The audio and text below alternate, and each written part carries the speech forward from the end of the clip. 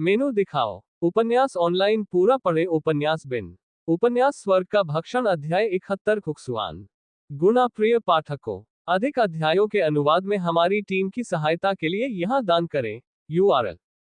स्वर्ग का भक्षण खुक्सुआन पब फ्यूचर द्वारा विज्ञापन।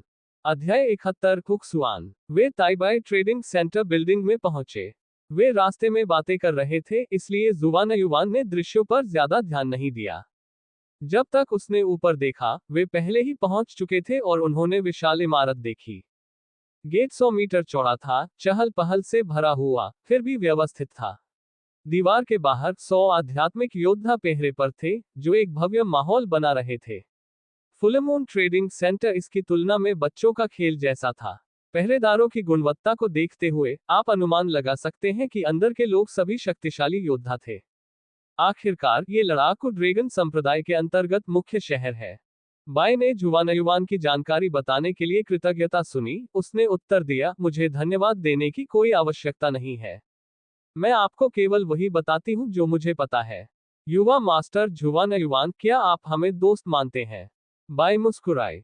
बेशक, जुवानयुवान ने जवाब दिया। दोस्तों को एक दूसरे की मदद करनी चाहिए। शायद किसी दिन मुझे तुम्हारी मदद की जरूरत पड़े। बाई की मुस्कान और भी बढ़ गई, और जैसे ही वे इमारत के अंदर दाखिल हुए, उनके गालों पर बने डिंपल और भी उभर आए। लेडी बाई को नमस्कार। सभी गार्डों ने एक ही बात कही जब उन्होंने बाई को पहचाना। उसने उनकी ओर सिर हिलाया। जुवान युवान अभी भी अपने विचारों में डूबा हुआ था। मुझे और भी ज्यादा मेहनत करनी होगी, अन्यथा मैं खुद की रक्षा नहीं कर पाऊंगा। मास्टर झेनेलुओ की तो बात ही छोड़िए। गेट के अंदर एक विशाल तालाब था। कुछ रंग बिरंगे और कीमती कोई अंदर तैर रहे थे। वे सभी ड्रैगन के वंशज लग रहे थे। उनके शल्क ऊपर से आने वाली रोशनी को परावर्तित कर रहे थे और बहुरंगी इंद्रधनुष बना रहे थे। यह एक आश्चर्यजनक दृश्य था। गहरे हरे पत्तों पर सफेद कमल के फूल उग रहे थे, जो एक मादक सुगंध दे रहे थे। एक बूढ़ा आदमी उनके पास आया और बाई को आदरपूर्वक प्रणाम किया। मेरी महिला, आप वापस आ गई। हाँ, हाउसकीपर, जब मैं दूर थी तब तुमने जो मेहनत की उसके लिए शुक्रिया। यह मेरा दोस्त है। कृपया उसके लिए कुछ सबसे अच्छे ऊपरी रैंक वाले पृथ्वी के उपकरण निकालो। उन्हें उपकरण टॉवर पर ले आओ। बाई ने गर्मजोशी से मुस्कुराया। पब फ्यूचर द्वारा विज्ञापन। हाँ, ठीक है, मेरी महिला। कृपया मेरे पीछे आओ, उसने उत्तर दिया और टॉवर की ओर जाने लगा। बाई ताइबाई ट्रेडिंग कंपनी के अंदर एक महत्वपूर्ण व्यक्ति होना चाहिए। बहुत से लोगों की निगाहें उस पर टिकी हुई थी। बहुत से लोग ऐसे भी थे जो बाई के प्रति स्पष्ट रूप से मोहित थे। उन्होंने जुवानयुवान को घूर कर देखा, जिससे उसके रोंगटे खड़े हो गए। ऐसा लग रहा था कि लोग बाई के साथ चलने के लिए उसे जान से मारने को तैयार थे। वह मुस्कुराया और गहरी सांस लेते हुए बोला, इस दुनिया में अगर आपके पास शक्ति नहीं है, तो आप दूसरों द्वारा मारे जाएंगे। इंस्ट्रूमेंट टावर उनके विभिन्न उपकरणों के लिए एक बड़ा भंडारण था। इसमें कुल 7 मंजिलें थीं। पहली मंजिल शीर्ष रैंक वाले आध्यात्मिक उपकरणों के लिए थी, दूसरी निम्न रैंक वाले पृथ्वी उपकरणों के लिए, तीसरी मध्यम रैंक वाले पृथ्वी उपकरणों के लिए, चौथी उच्च रैंक वाले पृथ्वी उपकरणों के लिए। घर की नौकरानी के आगे आगे चलने के बाद बाय और जुवानयुवान चौथी मंजिल पर पहुंचे। बहुत से लोगों ने दूर से ही बाई का अभिवादन किया, और बदले में वह विनम्रता से मुस्कुराए। कई अन्य लोग जुवानयुवान की ओर ध्यान देने पर इतने दोस्ताना नहीं थे। अगर नजरें मार सकती, तो जुवानयुवान 1000 बार मरता। चौथी मंजिल पर खूबसूरत नक्काशीदार ग्रेनाइट लगा हुआ था। यह 100 वर्ग मीटर का गोलाकार स्थान था। दीवारों पर उच्च श्रेणी के पृथ्वी उपकरणों के टुकड़े प्रदर्शित किए गए थे, और कई लोग धीरे धीरे चलते हुए चारों ओर देख रहे थे। जब वे अपने मनपसंद कमरे में पहुंचे, तो जुवानयुवान को एक घुटन भरी आभा महसूस हुई। यह आभा अंदर मौजूद कई राजा क्षेत्र के लड़ाकों की थी, जिनमें से कुछ ग्रैंडमास्टर क्षेत्र के भी थे। लेडी बाय, बहुत समय हो गया है। एक सुंदर आदमी अचानक उनके पास आया। उसके पास एक शुद्ध सफेद कपड़ा था, जिससे उसने अपने लंबे बालों को सुंदर ढंग से बांधा था। उससे निकलने वाली आभा से अंदाजा लगाया जा सकता है कि वह एक ग्रैंडमास्टर रियल फाइटर था। आह, ये युवा मास्टर हक्सुआन है। बाय हमेशा की तरह सुरुचिपूर्ण ढंग से मुस्कुराया। मैंने तुम्हें आखिरी बार बहुत समय पहले देखा था। तुम अब भी उतनी ही खूबसूरत हो जितनी पहले हुआ करती थी। हक्सुआन ने जुवानयुवान को देखा और धीरे से मुस्कुराया। ये युवक कौन है? यह मेरा मित्र जुवान युवान है। उसे युवा गुरु फंगली ने चुना था। मैं उसके लिए कुछ उपकरण चुनने जा रहा हूं ताकि संप्रदाय के भीतर उसकी बेहतर सुरक्षा हो सके, बाई ने समझाया। पब फ्यूचर द्वारा विज्ञापन। मैं प्रभावित हूं जुवान युवान। ये पहली बार है जब लेडी बाई ने किसी के लिए वाद्य यंत्र चुने हैं। हक्सुआन ने पहले सिर्फ एक पल के लिए जुवान युवान की तरफ देखा था, लेकिन अब उसने ध्यान से अपने सामने खड़े लड़के को देखा। जुवान युवान ने बिना किसी डर के उसकी तरफ देखा। तभी उसने देखा कि उसने हु परिवार के एक बुजुर्ग द्वारा बनाए गए ड्रैगन बूट पहने हुए थे। हा, जुवान युवान, ऐसा लगता है कि तुम और मैं किस्मत से तुम्हारे जूतों से जुड़े हुए हैं। मेरे परिवार के एक बुजुर्ग ने इन्हें बनाया है। जब उनकी नजरें एक दूसरे से मिली तो हक्सुआन उस लड़के की बहादुरी देखकर चकित रह गया। साधारण आध्यात्मिक योद्धा मेरी नजरों से डर जाएंगे, लेकिन वह पूरी तरह से निडर है। फंगली के पास हमेशा की तरह प्रतिभाओं को पहचानने की अच्छी नजर है। मास्टर हक्सुआन को नमस्कार। जुवान युवान ने विनम्रता से उसकी ओर इशारा किया। अब से वह उस संप्रदाय में रहने जा रहा था जो यहाँ से बहुत नजदीक था, इसलिए हमेशा सौहार्दपूर्ण रहना अच्छा होता है। आपको भी नमस्कार। मैं फंगली का अच्छा दोस्त हूँ। मुझे और लेडी बाई को आज आपके लिए कुछ अच्छा चुनने दो। उसने जुवान युवान के बिखरे बालों और सामान्य कपड़ों को देखा। कुछ देर सोचने के बाद उसने ताइबाई के एक प्रशिक्षु को अपनी ओर इशारा किया। स्वर्गीय सोने का कवच और धूल रहित हेलमेट निकालो, उसने कहा। उच्च श्रेणी के पृथ्वी के उपकरणों के ये 2 टुकड़े तुम्हारे लिए सबसे उपयुक्त होने चाहिए, जुवान युवान। प्रशिक्षु ने मांगी गई वस्तुएं शीघ्रता से निकाल ली। स्वर्गीय स्वर्ण के कवच को शुद्ध करने के लिए 108 चक्रों तक परिष्कृत किया गया है। स्वर्ण की आत्मा को इंजेक्ट किया गया था, इसलिए कवच की अपनी बुद्धि है। ये जानता है कि इसे पहनने वाले को बिना किसी मैनुअल सक्रियण के कब सुरक्षा देनी है। इस पर एक सुरक्षात्मक मंत्र है। जब तक आपके शरीर में मंत्र को सक्रिय करने के लिए पर्याप्त लड़ाकू क्यूई है, तब तक कोई ग्रैंडमास्टर रियल्म फाइटर भी आपको नहीं मार सकता। हक्सुआन ने कवच की ओर इशारा किया। जहां तक धूल रहित हेलमेट की बात है, यह धूल रहित क्रिस्टल से बना है, जिसे अदृश्यता के पत्थर के साथ मिलाया गया है। जब आप इसे पहनेंगे तो आपका कोई पता नहीं चलेगा। ये देखते हुए कि आपके पास जादू के निर्माण को सक्रिय करने के लिए पर्याप्त लड़ाकू क्यूई है, आप दुश्मनों से खुद को छिपा सकते हैं और उन पर घात लगाने के लिए इंतजार कर सकते हैं। हक्सुआन ने बस कुछ स्पष्ट शब्दों में दोनों उपकरणों के लाभों की ओर इशारा किया। जुवान युवान को तुरंत पता चल गया कि ये आइटम उसके लिए बिल्कुल उपयुक्त है। आपकी सिफारिशों के लिए धन्यवाद, मास्टर हक्सुआन, मैं आपकी सिफारिश पर ध्यान दूंगा, जुवान युवान ने ईमानदारी से कहा। ठीक है, वे तुम्हारे हैं। बाई संतुष्ट थी। हक्सुआन उन कई लोगों में से एक था जो उससे प्रेम संबंध बना रहे थे, लेकिन वह परिवार का भावी स्वामी भी था और एक उदार और ईमानदार व्यक्ति के रूप में जाना जाता था। वह हमेशा जुवान युवान को एक ईमानदार राय देता था। रुको, मुझे मास्टर हक्सुआन की सिफारिशों में बहुत दिलचस्पी है। जिंगकेन, मुझे उन्हें खरीदने दो। उनके पीछे एक लंबी तलवार लिए हुए एक आदमी उनके पास आया और उन्हें बीच में रोक दिया, जिससे जुवान युवान का माथा ठनका। वह एक राजा क्षेत्र सेनानी है। पब फ्यूचर द्वारा विज्ञापन। संपर्क टॉस साइट में दान करें, मेनू दिखाओ। उपन्यास ऑनलाइन पूरा पढ़े। उपन्यास बिन। उपन्यास स्वर्ग का भक्षण अध्याय 72। क्या आप मेरे बाल बांध सकते हैं?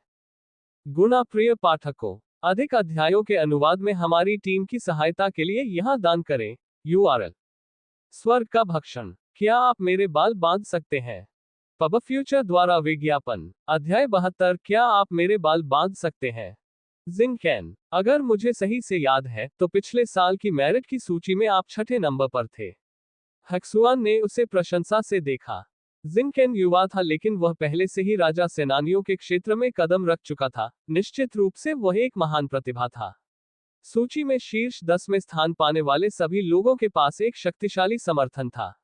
जिंगकेन को संप्रदाय में जिंगयुन नामक एक सच्चे शिष्य का समर्थन प्राप्त था। ये सही है। जिंगकेन ने हक्सुआन को प्रणाम किया और फिर अपना ध्यान बाई की ओर लगाया। उसने जुवान युवान की पूरी तरह से उपेक्षा की। एक आध्यात्मिक योद्धा उसके ध्यान के लायक भी नहीं था। लेडी बाई, आप मेरी खरीद का विरोध नहीं करेगी, है ना? ताइबाई आखिरकार खरीदने और बेचने की जगह है। बिल्कुल नहीं। बाई मुस्कुराए। वह ताइबाई की वरिष्ठ सदस्य थी, उसे अपने सभी संभावित ग्राहकों के साथ विनम्र रहना था। हालांकि उच्च श्रेणी के पृथ्वी के उपकरणों के ये 2 टुकड़े मेरे दोस्त के लिए उपहार हैं। शायद मास्टर जिंकेन देख सकते हैं कि टॉवर में आपके लिए कुछ और भी है या नहीं। ये उपकरण मेरे दोस्त के लिए एक अच्छा मैच है, लेकिन वे आपके लिए सबसे उपयुक्त उपकरण नहीं हो सकते हैं। ठीक है, देखते हैं भाई जिंकेन कितना देना चाहता है। जिसके पास सबसे ज्यादा पैसे होंगे उसे आइटम मिलेंगे। जुवान युवान ने आवाज लगाई। वह नहीं चाहता था कि बाई उसके लिए लड़ाई लड़े। उसके पास जो पैसे थे वे जुए से थे, उसे खर्च करने की उसे कोई परवाह नहीं थी। वो दोनों उपकरण खरीदने के लिए दृढ़ था, चाहे कुछ भी हो। साथ ही बाई ने उससे यिन और हाई परिवारों के बारे में जो जानकारी दी थी, वह उसके लिए 10 लाख राजा सिक्कों से भी ज्यादा थी। वह बाई को पहले से ज्यादा कर्जदार नहीं बनाना चाहता था। बाई ने आह भरी। वह जानती थी कि जुवान युवान उसे किसी संभावित ग्राहक के साथ मुश्किल स्थिति में नहीं डालना चाहता था। इस बिंदु पर जिंगकेन ने जुवान युवान को घूरते हुए कहा, तुम कौन हो? तुमने मुझे अपना भाई कहने की हिम्मत कैसे की? मैंने तुम्हें कभी संप्रदाय में नहीं देखा। मैं उस धोखेबाज को मार डालूंगा जो मेरे संप्रदाय का शिष्य होने का दिखावा करता है। उसने तुरंत अपनी तलवार उठाई। जुवान युवान को ऐसी दुश्मनी देखकर झटका लगा। उसने फंगली से तुरंत टोकन निकाला। ये टोकन सच्चे शिष्य फंगली का प्रतिनिधित्व करता है। तुम्हें इसके सामने घुटने टेकने चाहिए, जिंगकेन। जिंगकेन की आंखें बर्तनों की तरह चौड़ी हो गई थीं। उसे सच्चे शिष्य से टोकन देखने की उम्मीद नहीं थी, लेकिन उसने घुटने नहीं टेके, इसलिए जुवान युवान ने ठंडे स्वर में मुस्कुराते हुए कहा, लेडी बाई मास्टर हक्सुआन, जब मैं संप्रदाय में पहुंचूं, तो कृपया गवाह के रूप में गवाही दे कि जिंगकेन ने सच्चे शिष्य के टोकन के आगे घुटने नहीं टेके, और ऐसा करके उसने संप्रदाय के नियमों का उल्लंघन किया। जिंगकेन ने तुरंत घुटने टेके और 3 बार टोकन के सामने झुककर प्रणाम किया। सच्चे भाई फंगलाई को नमस्कार। उसने प्रत्येक शब्द को बहुत धीरे से बोला। प्रत्येक शब्द शत्रुता और शक्तिशाली क्यूई से भरा था। दबाव किसी भी सामान्य आध्यात्मिक क्षेत्र के योद्धा को घायल करने के लिए पर्याप्त था, लेकिन यह जुवान युवान को चोट पहुंचाने के लिए पर्याप्त नहीं था। ठीक है, सच्चे भाई फंगलाई के प्रतिनिधि के रूप में मैं आपको खड़े होने की अनुमति देता हूं। यह हास्यास्पद था कि जिंगकेन जुवान युवान के खिलाफ संप्रदाय के नियमों का उपयोग करना चाहता था। हक्सुआन ने जुवान युवान को देखा। सुखद आश्चर्य हुआ। ये लड़का धमकियों से भयभीत नहीं हुआ और इसके बजाय उसने अपने दुश्मन की रणनीति का इस्तेमाल उनके खिलाफ किया। ऐसा लगता है कि वह भविष्य में फंगली का नंबर 2 बनने जा रहा है। हक्सुआन ने ये सब देखते हुए सोचा। बाई को यह सुनकर आश्चर्य हुआ कि जुवान युवान संप्रदाय के नियमों से परिचित था। जिंगकेन को शर्मिंदा होते और घुटने टेकते देखकर उसे यह बहुत मजेदार लगा। जिंगकेन खड़ा हुआ और अपने राजा क्यूई को मुक्त कर दिया। एक राजा क्षेत्र सेनानी जंगली क्षेत्र और नीचे के सभी लोगों से ऊपर का राजा था। राजाओं का राजा एक ग्रैंड मास्टर था। एक ग्रैंड मास्टर एक संप्रदाय के भीतर अंतिम शक्ति हो सकता है। प्रत्येक क्षेत्र का अपना स्थान था और उसे उसी तरह सम्मान दिया जाना चाहिए। बाई ने भी आगे आकर अपने राजा क्यू को मुक्त कर दिया और जुवान युवान की रक्षा की। अब कवच और हेलमेट के बीच लड़ाई अपरिहार्य थी। फिर हम स्वर्गीय सोने के कवच से शुरुआत करेंगे। शुरुआती कीमत 200,000 राजा सिक्के हैं। हम ताइबाई ट्रेडिंग कंपनी में निष्पक्ष प्रतिस्पर्धा को महत्व देते हैं। मास्टर जिंगकेन, अपनी बोली बताएं। उसने कहा। पब फ्यूचर द्वारा विज्ञापन। एक साधारण शीर्ष रैंक वाले पृथ्वी उपकरण की कीमत लगभग 200,000 राजा सिक्के होगी, अगर यह पहले से ही विकास की अपनी सीमा तक पहुंच चुका है। ऐसा इसलिए है क्योंकि भविष्य की क्षमता वाले उपकरण की अत्यधिक इच्छा थी। जिंगकेन को पता था कि निष्पक्ष प्रतिस्पर्धा का क्या मतलब है और उसने तुरंत अपने राजा क्यू को शांत किया। उसने जुवान युवान को घूरते हुए कहा, 250,000, 500,000। जुवान युवान ने तुरंत जवाब दिया। उसकी बोली ने सभी को चौंका दिया, विशेष रूप से जिंगकेन को। क्या तुम पागल हो? क्या तुम 500,000 राजा सिक्के दे सकते हो? जिंगकेन रोया। वह आज अपने साथ केवल 600,000 राजा सिक्के लाया था। वह 500,000 राजा सिक्के उच्च गुणवत्ता वाले शीर्ष रैंक वाले पृथ्वी उपकरण पर खर्च करना पसंद करेगा। बेशक मेरे पास पर्याप्त पैसा है। आपको इसके बारे में चिंता करने की जरूरत नहीं है।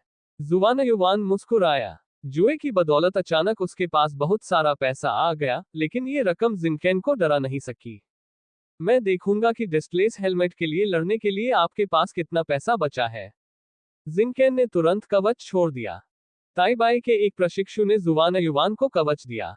यह एक नर्म कवच था, जिसमें शीर्ष स्तर का सुरक्षात्मक कार्य था। ये स्वर्गीय ड्रैगन के कवच जितना अच्छा नहीं था, लेकिन ये बुरा भी नहीं था। उसे संदेह था कि स्वर्गीय ड्रैगन का कवच एक शीर्ष रैंक वाला पृथ्वी उपकरण है।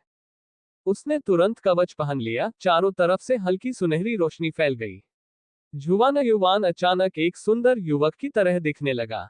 अच्छा, बहुत अच्छा, कवच शानदार है। मास्टर हक्सुआन, मुझे इसकी सिफारिश करने के लिए धन्यवाद। आपका स्वागत है।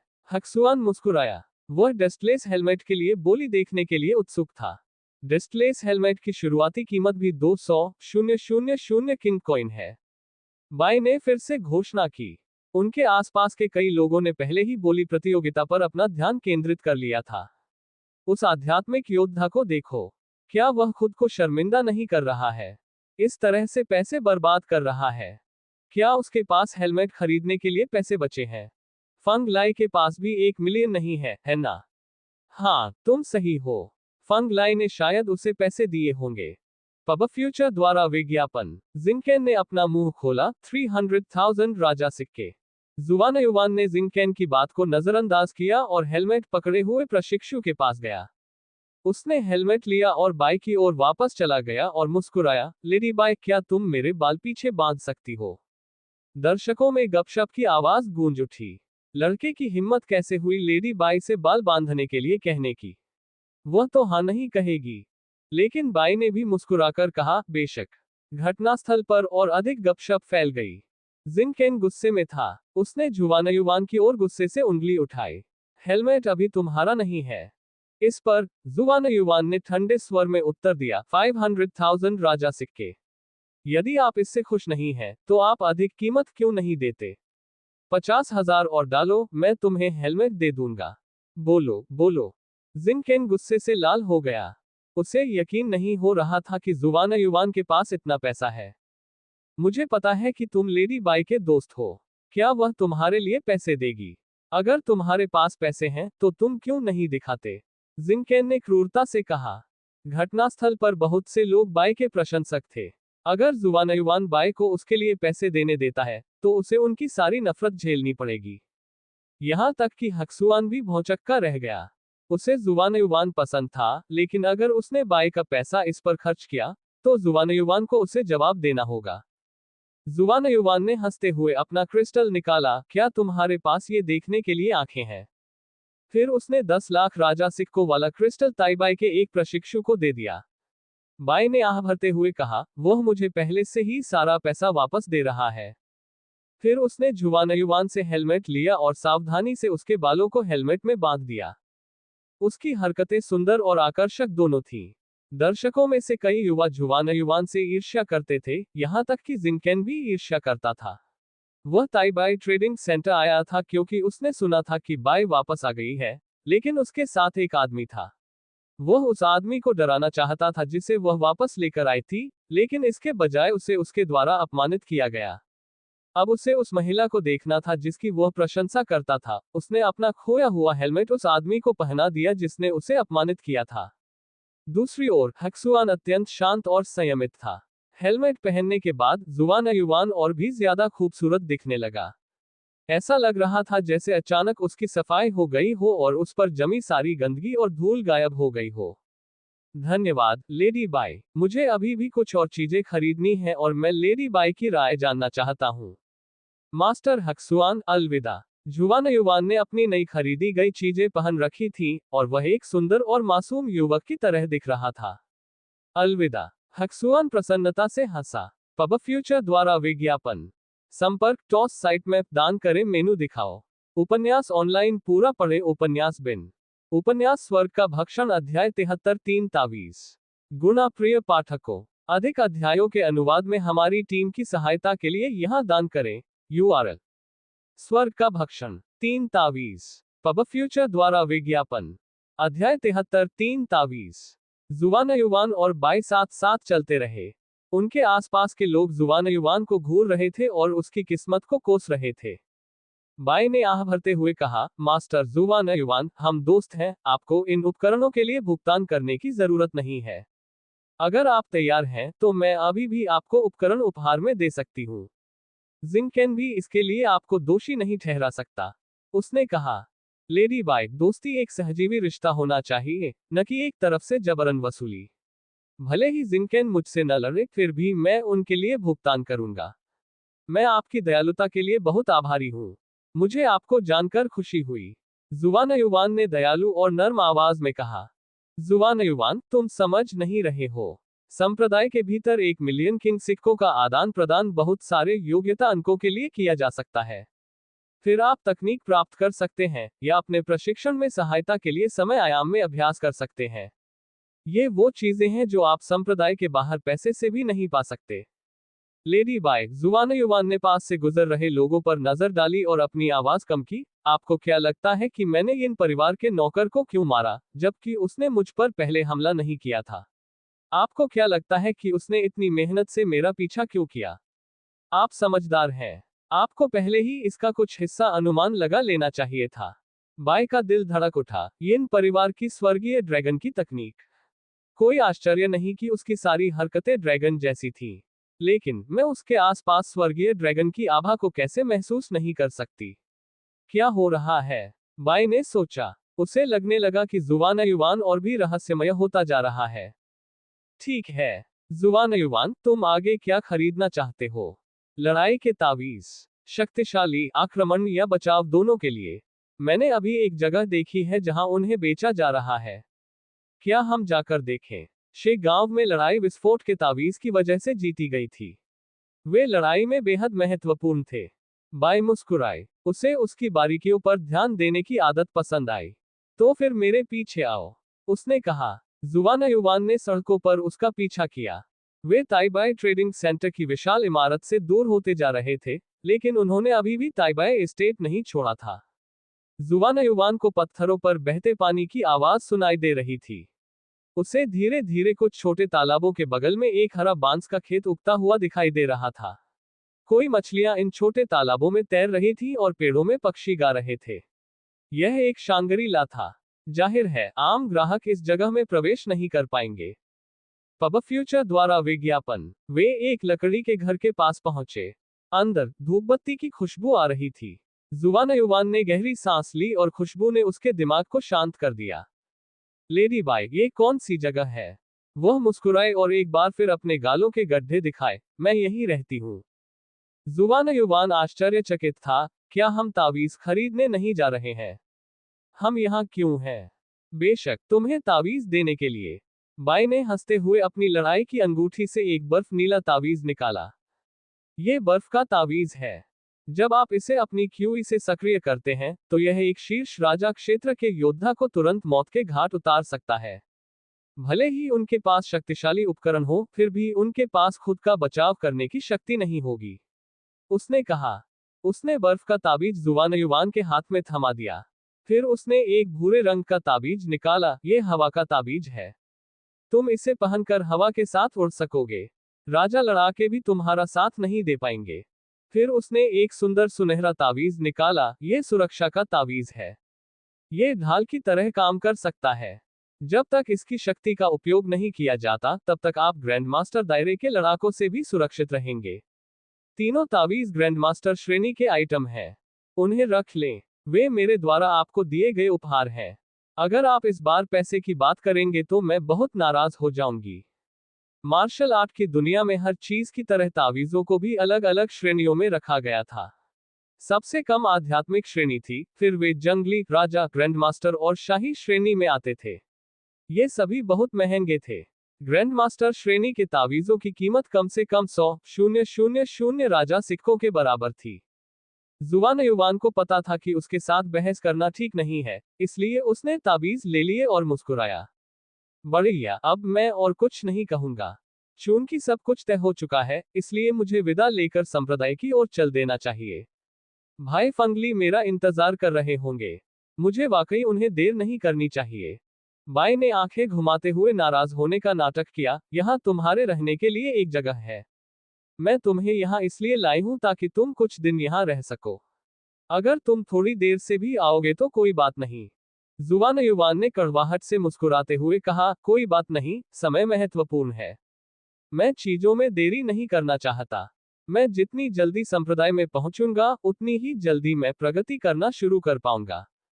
तो हमने ताइबाई के अंदर जो समय बिताया वह व्यर्थ गया। युवा मास्टर जुवान युवान, आप बस मेरा दिल तोड़ रहे हैं। बाई ने उस पर आरोप लगाते हुए देखा, जिससे जुवान युवान कड़वी मुस्कान के साथ मुस्कुराया। पब फ्यूचर द्वारा विज्ञापन, आप जानती हैं कि मेरा यह मतलब नहीं था, लेडी बाई। ठीक है, ठीक है, मैं इस बार तुम्हें छोड़ दूंगी। अब तुम्हें मुझे लेडी कहने की जरूरत नहीं है। बस मुझे मेरे नाम से बुलाओ। वह हंसी। वह समझ गई कि जुवान युवान का दृढ़ निश्चय और मजबूत होने वाला है, इसलिए वह उसे रोकना नहीं चाहती थी। धन्यवाद, बाय। तो अब मैं चलता हूँ। जुवान युवान तुरंत घर से निकल गया। जाते समय उसकी पीठ को देखते हुए उसने भौहें सिकुड़ी और आह भरी। इतने सारे लोग मेरे करीब आना चाहते हैं और तुम मुझसे बचने की पूरी कोशिश करते हो। क्या मैं वाकई इतना डरावना हूँ? जुवान युवान उसी रास्ते से चला गया जिस रास्ते से उसे ले जाया गया था। कई लोगों ने देखा कि वह ताइबाई के बगीचे से आया है और उसे संदेह की नजर से देखा। क्या ये वही लड़का नहीं है जो लेडी बाई के पीछे गार्डन तक गया था? वह अकेला कैसे जा रहा है? मुझे आश्चर्य है कि उन्होंने अंदर क्या किया। कितने भाग्यशाली लोग हैं। लेडी बाय ऐसा कुछ नहीं करेगी।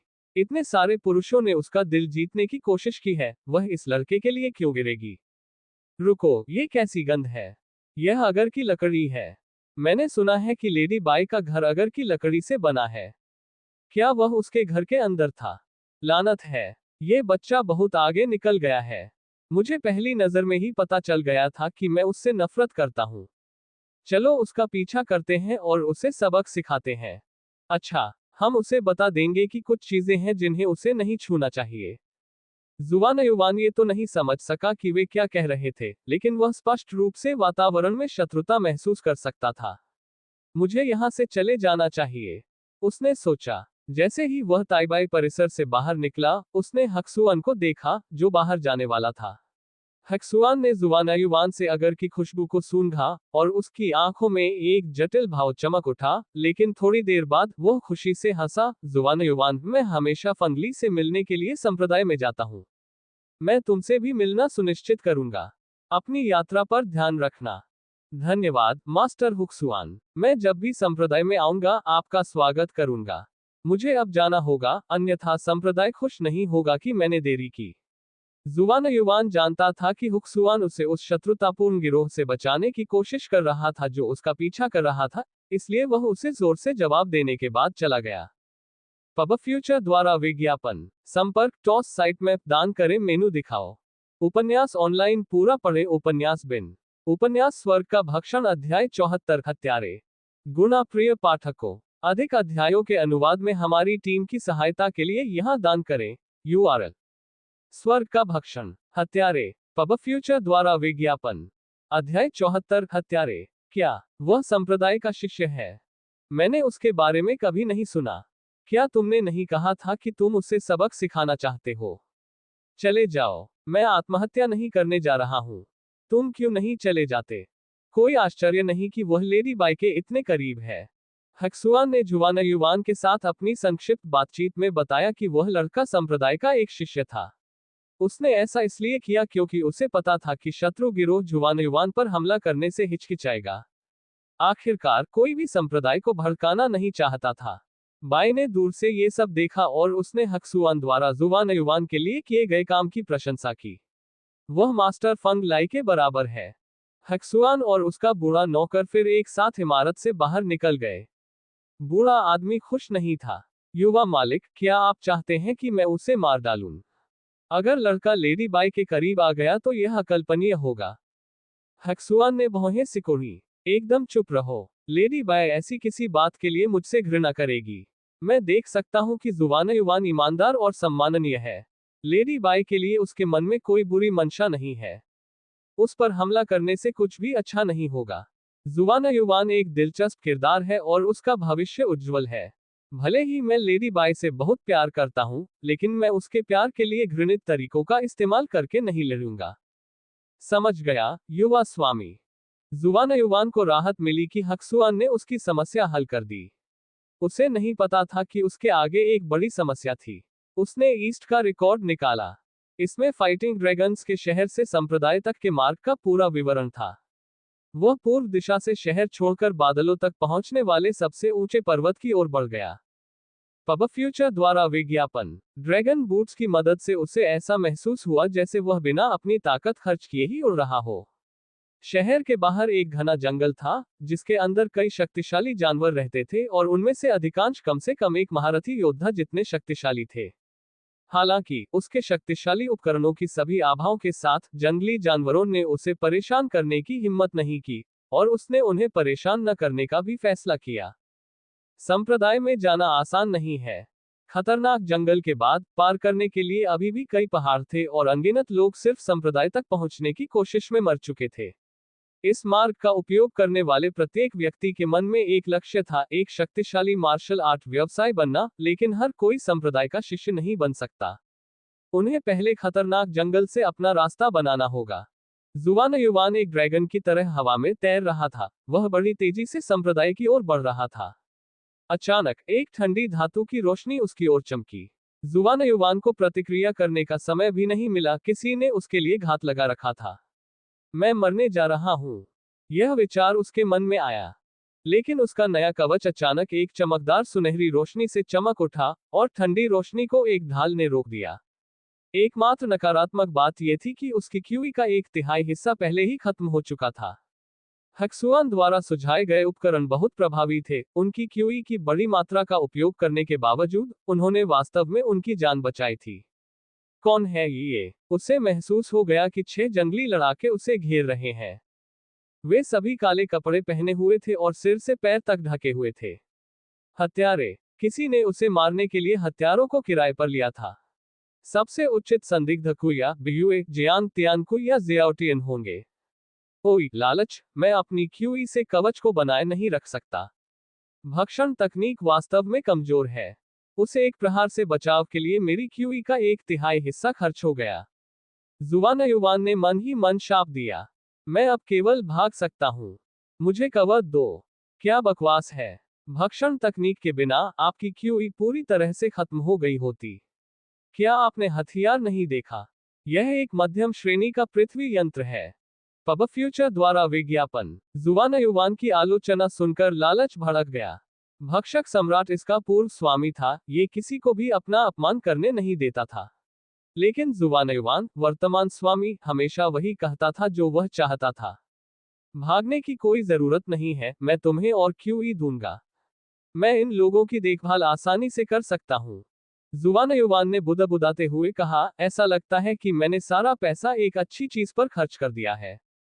लालच अवाक था। जुवान युवान का कवच अभी भी सुनहरी रोशनी से चमक रहा था। हत्यारे ये देखकर चौंक गए कि एक आध्यात्मिक योद्धा के पास उच्च श्रेणी का पृथ्वी यंत्र था। उन्हें लगा कि जुवान युवान हमले के बाद भाग जाएगा, लेकिन उसने केवल एक काला जंग लगा खंजर निकाला और सीधे समूह पर झपट्टा मारा। ड्रैगन बूट की सहायता से जुवान युवान उन सभी से बहुत तेज था, लेकिन हत्यारों ने उसकी गति को देखकर केवल अवमानना दिखाई। उनमें से एक ने अपनी तलवार उठाए और जुवान युवान को मारने के लिए तैयार हो गया। जुवान युवान भागा नहीं, बल्कि उसने हत्यारे से सीधे मुकाबला किया, जिसके पास 50 ड्रैगन की ताकत थी। हत्यारे की तलवार में उसके कवच को काटने की शक्ति नहीं थी, क्योंकि तलवार केवल एक शीर्ष रैंक वाला आध्यात्मिक उपकरण था।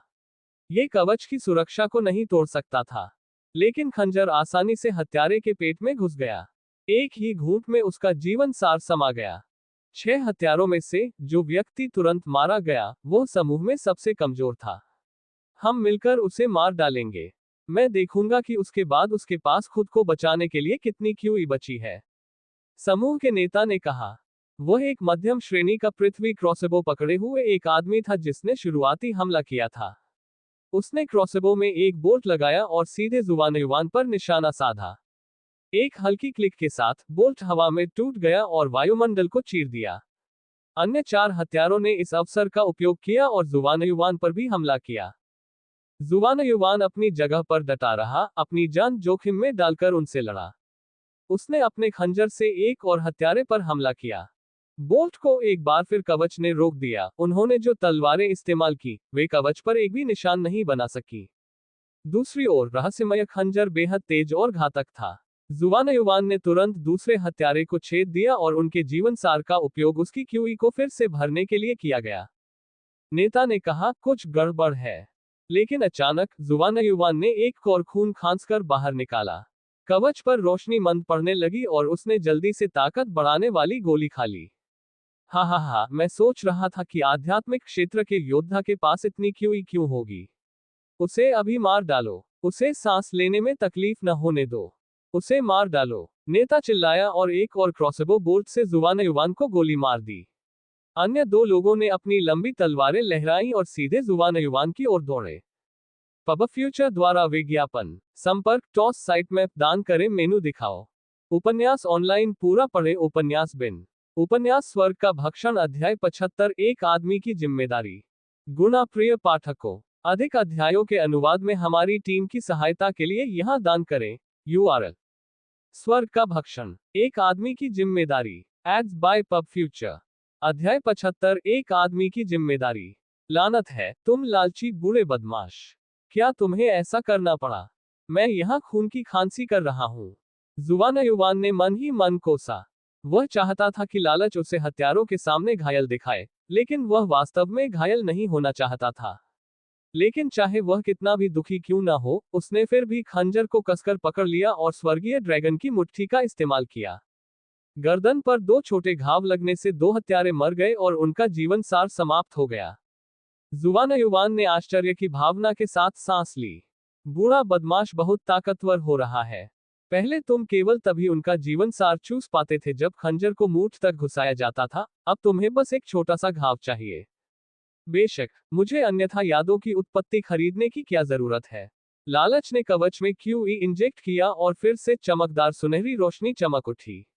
एक और क्रॉसबो बोल्ट ने उस पर गोली चलाई, लेकिन कवच को छूने से पहले ही वह पूरी तरह से चकनाचूर हो गया। ठीक है, अब हम आखिरी को भी मार देंगे। जुवानयुवान ने स्वर्गीय ड्रैगन के मोती का इस्तेमाल किया। खंजर एक तीर की तरह था, जो हत्यारे के नेता के सिर में घुस गया। हो गया। वह मृत शरीर के पास गया और मृत व्यक्ति से उसके सभी कीमती सामान छीन लिए। हालांकि नेता केवल एक जंगली लड़ाकू था, उसके पास एक मध्यम श्रेणी का पृथ्वी यंत्र था। अरे, यह क्या है? 3 सिलेंडर हैं जिनके अंदर क्रॉसबो बोल्ट लगे हैं। बोल्ट से हल्की सी चमक निकल रही थी। डार्क कट के बोल्ट। उन पर जहरीला जहर चढ़ा हुआ है। शायद उन्हें लगा कि तुम बहुत कमजोर हो और उन्होंने तुम पर इनका इस्तेमाल नहीं किया। अब वे सब तुम्हारे हैं। वे हत्या के लिए अच्छे हैं, इसलिए उन्हें अपने पास रखो। लालच ने समझाया। हाँ, वे मुझे मारने के बजाय मुझे उपहार भेजने के लिए यहाँ आए थे। उसने शवों से हर कीमती उपकरण ले लिया। उसने 20 निम्न श्रेणी के पृथ्वी उपकरण और एक मध्यम श्रेणी का पृथ्वी उपकरण प्राप्त किया। कुल मिलाकर यह काफी पैसा था। जब उसने सामान पैक करना समाप्त किया तो 2 भयावह आभाएं उतरी। हमसे पहले कोई यहाँ आ गया। एक आवाज आए और छायाओं का एक और समूह आ गया। क्या ये शांगटियन हॉल के हत्यारे हैं? लगता है इस बच्चे ने बहुत सारे दुश्मन बना लिए हैं। क्या उसने वाकई जियांदाओ हॉल के सभी हत्यारों को मार डाला? वह सिर्फ एक आध्यात्मिक योद्धा है। 2 शक्तिशाली समूह आ रहे थे। कम से कम 4 राजा क्षेत्र के लड़ाके और 6 जंगली लड़ाके। जुवानयुवान को ठंडा पसीना आता हुआ महसूस हुआ। हम एक ही व्यवसाय में हैं और हम सभी एक ही लक्ष्य के लिए यहाँ हैं। क्यों न हम उसे मारने के लिए सेना में शामिल हो जाएं और दोनों मिलकर मिशन को पूरा मान लें। पब फ्यूचर द्वारा विज्ञापन। अच्छा, मैं सहमत हूँ। 2 हत्या हॉल के नेताओं ने जुवानयुवान को मारने के लिए एक समझौता किया।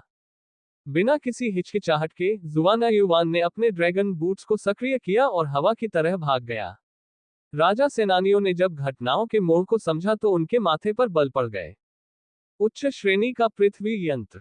मेरे पास तो एक भी नहीं है। उसके पीछे जाओ। 4 शक्तिशाली हत्यारों ने अपनी क्यूई छोड़ी और उसका पीछा करना शुरू कर दिया। बेटा, भागना मत, नहीं तो मैं तुम्हें मार डालूंगा। उनमें से एक हंसा। उसे ऐसा लग रहा था जैसे वह बिल्ली और चूहे के खेल में शिकारी हो। ये सही है। तुम इतने कमजोर हो कि तुम हमसे आगे नहीं भाग सकते। बकवास। मेरा पीछा करना बंद करो, नहीं तो जब तुम लोग मेरे पास आओगे तो मैं तुम सबको मार डालूंगा। जुवानयुवान चिल्लाया। भागना इतना आसान नहीं है। गिरते पत्थरों का प्रहार। एक हत्यारे ने जल्दी से अपनी तकनीक का इस्तेमाल किया। एक पीले रंग की क्यूई एक विशाल पत्थर में बदल गई और जुवाना युवान की ओर दौड़ी। जुवाना युवान आखिरी क्षण में मुश्किल से हमले से बच पाया। यह एक राजा क्षेत्र के योद्धा की शक्ति थी। भले ही वह सीधे हमले से नहीं मारा गया था, लेकिन वह इससे बचने में कामयाब नहीं हुआ और हवा में उछल गया। उसका शरीर कई पेड़ों से टकराया और आखिरकार जमीन पर गिर गया। बूढ़े बदमाश, तुमने कुछ क्यों नहीं किया? डिस्प्लेस हेलमेट चालू करो। अगर मैं मर गया तो तुम्हें इससे कोई फायदा नहीं होगा। उस आदमी में कम से कम 100 ड्रैगन की ताकत है। जुवाना युवान के पूरे शरीर में दर्द हो रहा था क्योंकि और भी ज्यादा खून खांस रहा था। हा, मैं बस आपकी प्रतिक्रिया की गति का परीक्षण करना चाहता था। आपने वास्तव में बहुत तेजी से प्रतिक्रिया की।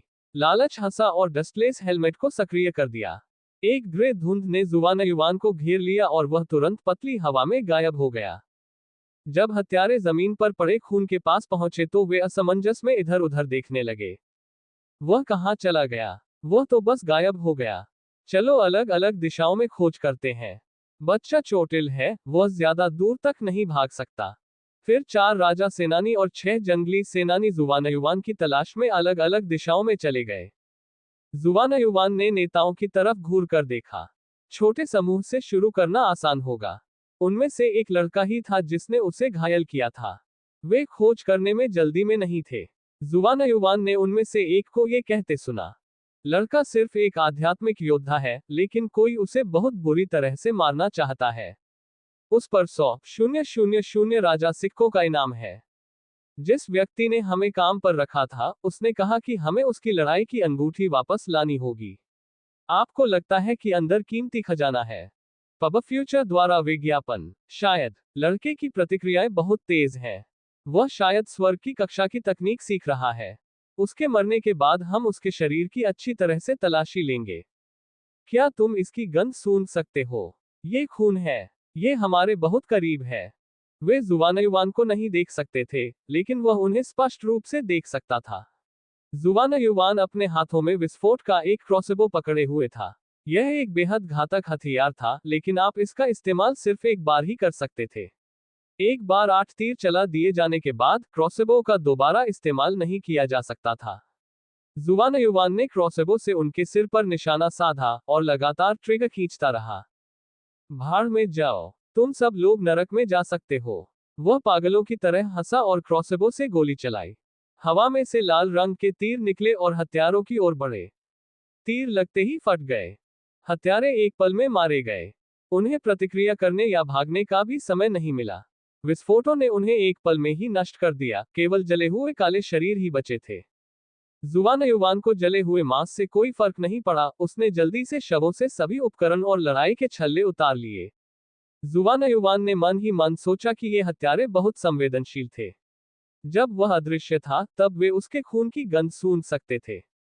विस्फोट ने दूसरों का ध्यान आकर्षित किया, लेकिन वे जुवाना युवान को नहीं देख पाए क्योंकि वह धूल रहित हेलमेट से ढका हुआ था।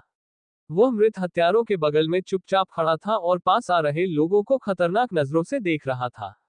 जुवाना युवान ने दोनों हाथों में एक क्रॉसबो पकड़ रखा था और सीधे उन पर निशाना साध रहा था। हत्यारों ने शवों की जांच शुरू कर दी।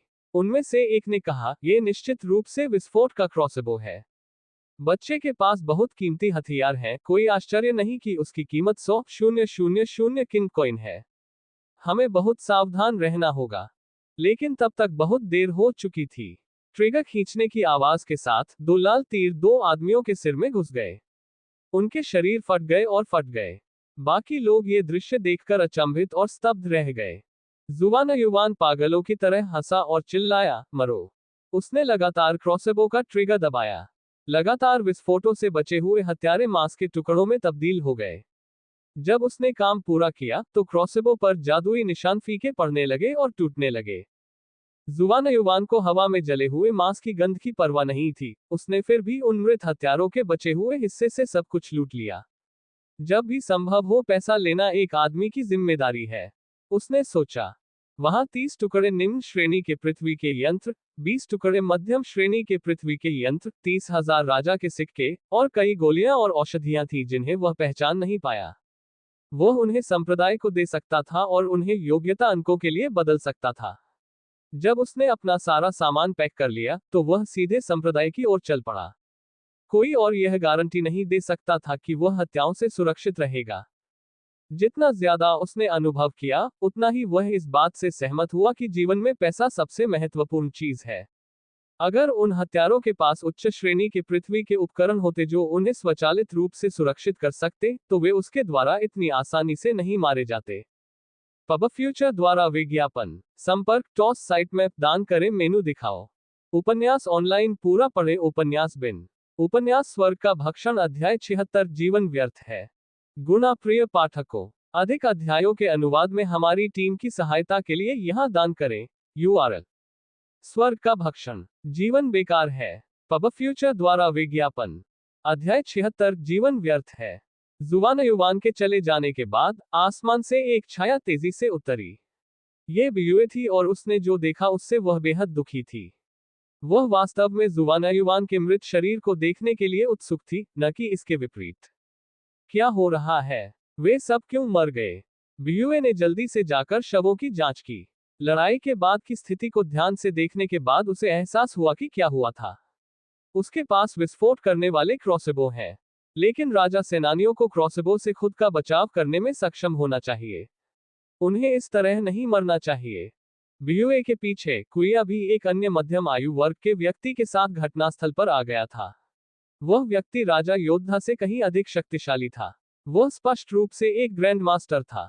बहन बियू, मैंने जितने भी लोगों को काम पर रखा था, वे सब मारे गए। कुइया को झटका लगा। अगर वह इन सभी हत्यारों का निशाना होता, तो उसे कई बार मारा जाता। हालांकि हत्यारों के शक्तिशाली समूह का सफाया हो गया। बियुए ने अधेड़ उम्र के आदमी की ओर देखा। ग्रैंड मास्टर कुइक्सुए, मैंने कुइया से जो कुछ हुआ उसके बारे में सुना है। अगर लेडी बियू जुवाना युवान को मारना चाहती है, तो मैं मदद कर सकता हूँ, लेकिन एक शर्त है, मास्टर फंगली को मेरी संलिप्तता के बारे में पता नहीं चलना चाहिए। मैं हक्सुआन से लड़ते हुए उसे दुश्मन नहीं बना सकता। कुइशु एक दुर्जय व्यक्ति था। उसने अपना हाथ हिलाया और शक्ति के एक उछाल ने छाया से दो आकृतियां खींच ली। वे जियाओटियन और जियांग तियानकू थे।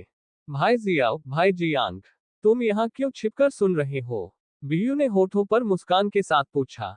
ग्रैंड मास्टर और किंग रियल्म फाइटर के बीच ताकत में स्पष्ट अंतर था। जियाओटियन और जियांग तियानकू ग्रैंड मास्टर कुइक्सू के खिलाफ थोड़ा सा भी प्रतिरोध नहीं कर सके। आप ही थे जिन्होंने अन्य दो हत्या टीमों को काम पर रखा था, है ना? हम सब एक ही नाव में सवार हैं, यहाँ झूठ पर समय बर्बाद करना बुद्धिमानी नहीं है। कुइशु ने सीधे तौर पर कहा। उसने धीरे से कहा, मुझे धोखा देने की कोशिश मत करो। जुवान युवान ने मेरे बेटे का अपमान किया है, मैं उसे जरूर मारूंगा। अगर तुम्हारा भी यही इरादा है, तो हम एक ही तरफ हैं और हमें साथ मिलकर काम करना चाहिए। तुम क्या सोचते हो? जियांग तियानकू ने हवा में दबाव महसूस किया। ग्रैंड मास्टर कुइशुए को अप्रत्याशित होने के लिए जाना जाता था, लेकिन उनकी बात में दम था, दिखावा करने का कोई फायदा नहीं था। ग्रैंड मास्टर कुइशु सही कह रहे हैं। मैंने ही दो राजा सेनानियों को जुवान युवान को मारने के लिए नियुक्त किया था, क्योंकि मुझे लगा कि जुवान युवान का भाई कुइया की प्रतिष्ठा को धूमिल करने का प्रयास अनुचित है। मैंने उसे उसके रास्ते पर भेजने की योजना बनाई। जियांग तियानकू ने समझाया। उसके शब्द झूठे लग रहे थे, लेकिन उसके बूट चाटने से कुइशु का अभिमान बढ़ गया। वह केवल आधे हत्यारों को भेजने की जिम्मेदारी लेकर जियाओटियन को भी फंसा रहा था। पब फ्यूचर द्वारा विज्ञापन ग्रैंड मास्टर कुइशुए ने गलत समझा है। मैं तो बस गुजर रहा था, मैं तो संप्रदाय की ओर जा रहा था। मैंने न तो कुछ देखा, न ही कुछ सुना। मैं तुम सबको तुम्हारे काम पर छोड़ता हूँ। अलविदा। शियातन ने इस बात को अनदेखा कर दिया कि वह इसमें शामिल था। उसने विनम्रता से इशारा किया और मुस्कुराया, फिर वह जाने के लिए मुड़ गया। कुइशुए उसे रोकना चाहता था, लेकिन वह इस मामले को जबरन थोपने से थक गया था। शियातन न केवल सबसे महत्वपूर्ण आंतरिक शिष्यों में से एक था, बल्कि उसके पास एक बहुत शक्तिशाली समर्थक भी था। ग्रैंड मास्टर कुइशुए ने सिर्फ सिर हिलाया और मामले को आगे नहीं बढ़ाया। जियातियान ने बाकी लोगों की तरफ देखकर मुस्कुराते हुए कहा, भाइयों, बहनों, कृपया मुझे माफ करें। जियांग तियानकू नाराज था। कुइशु द्वारा बाहर निकाले जाने के बाद वह सदमे में था और अब उसके पास शियातियान का समर्थन भी नहीं था। तुम सभी को संप्रदाय में वापस चले जाना चाहिए। जुवान युवान बहुत चालाक है।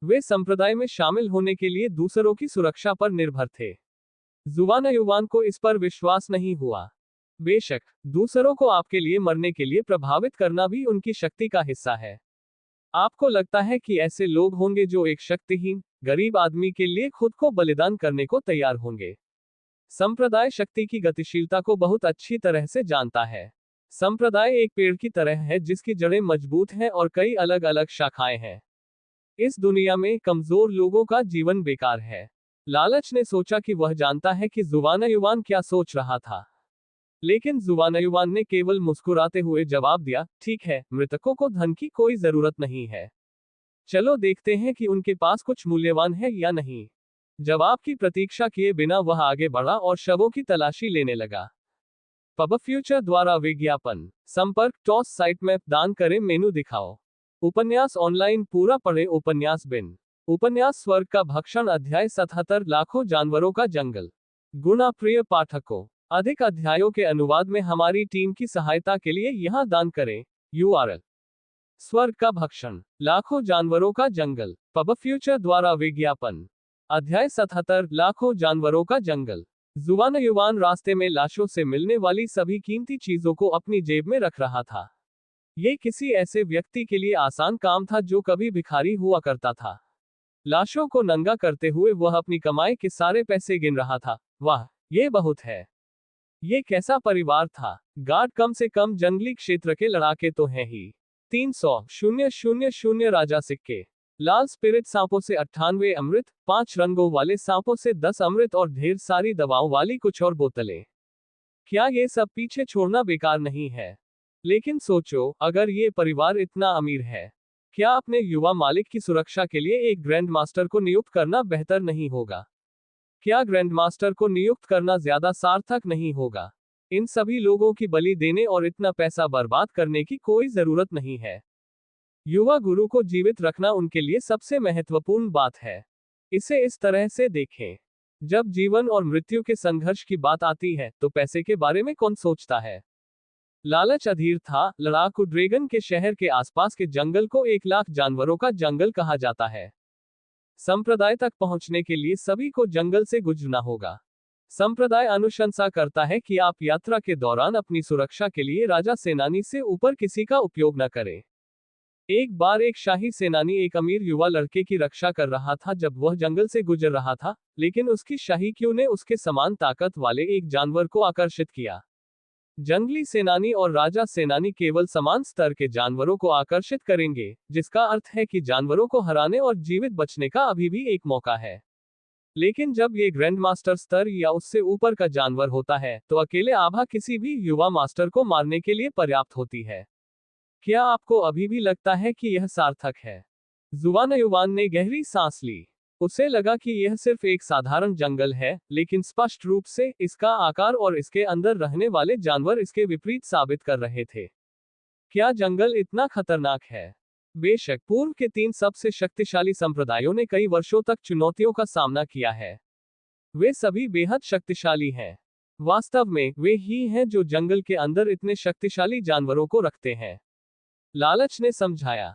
जुवान युवान दंग रह गया और चुप हो गया। वह चुपचाप बोलता रहा। कौन जानता था कि जंगल के अंदर क्या हो सकता है? संप्रदाय का शिष्य बनना उतना आसान नहीं था जितना उसने सोचा था। चिंता मत करो, संप्रदाय द्वारा रखे गए जानवर अपने से कमजोर लोगों पर हमला करने के लिए अपने रास्ते से बाहर नहीं निकलेंगे। मुझे कहना होगा, संप्रदाय के सभी शिष्य बहुत प्रतिभाशाली हैं। उनमें से प्रत्येक ने अपने जीवन को जोखिम में डालकर इस चुनौती को पार किया है।